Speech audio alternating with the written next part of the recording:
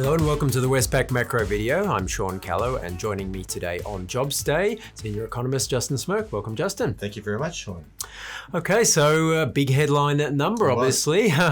We've seen some massive swings in employment all around the world, and Australia no exception. So the rise of 211,000 or so jobs are there. How does that fit in sort of the context of where we're coming from, and whether in terms of the breakdown? So in terms of where we're coming from, it's a partial recovery of the losses we've seen today. It fits with the concept of the idea that the economy is starting to open up again. We saw the releases from the COVID shutdowns.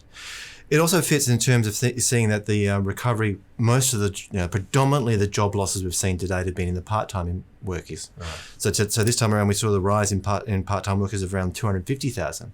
And actually a small contraction of around just a bit less than 40,000 of full-time workers. Yeah, that's not great. Not great. But it's still capturing the fact that what we're seeing is that sort of strong rebound coming through the opening up of hospitality, retail, all those sort of part-time employment areas.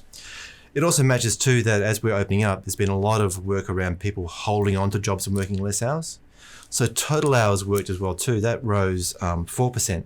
Versus a 1.7% rise in the employment numbers.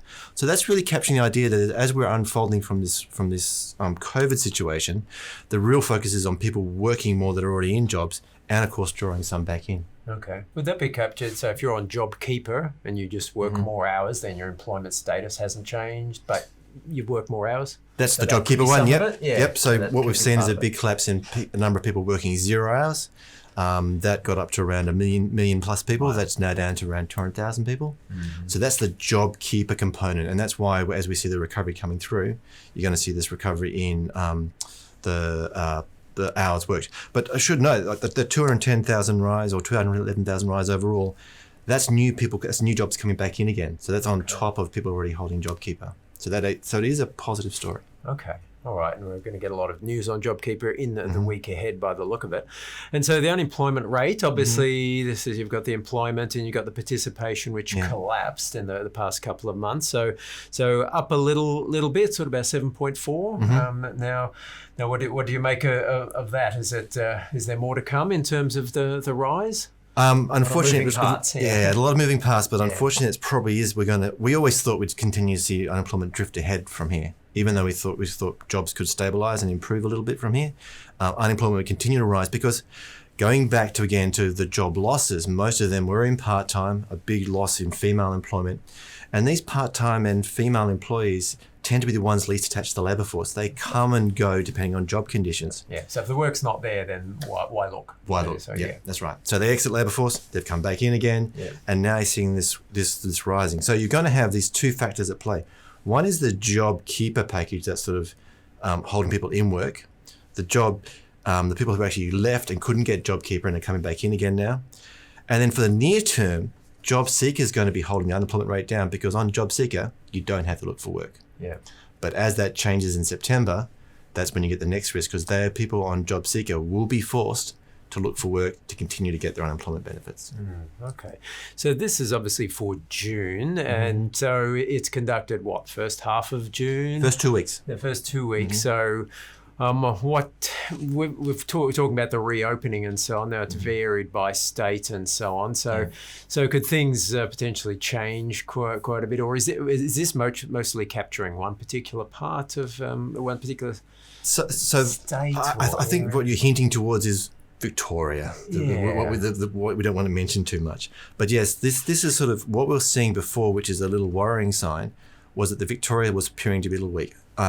All states except for Queensland did report a rise in unemployment this month, but now we're looking at the shutdowns that are going through Melbourne.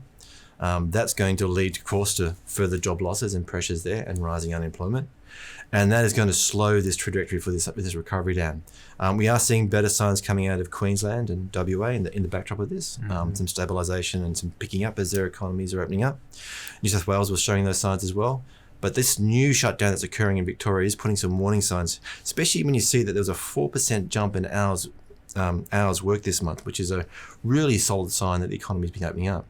Now, if we start to see, Melbourne shutting down and then Sydney starting to people become uncertain and nervous, and that starts fragmenting, we can see that sort of pulling away a bit. So I think in the backdrop of this, we do have to appreciate that unemployment is likely to continue to rise from here, and it is likely to get to around 8%. 8%. Okay. Yeah, I was concerned. I see Victoria seems to have the weakest of the full-time employment losses. They do. Yes. Before, so this is June, and so this is really before things accelerated to so much. That's right. So those big, large full-time losses in Victoria this month in June was before the shutdowns. Yeah. Okay. So 8% likely peaking. Our forecast is 8%. Is around 8%.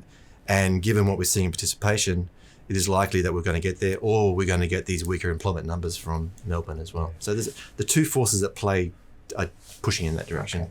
And have there been any real hints from the government as far as what form JobKeeper could be persisted with beyond September? As far are we likely to hear that next week? We'd like to hear that. You've been hearing the sort of the nature around the sort of introducing some more training packages and programs around apprentices and such.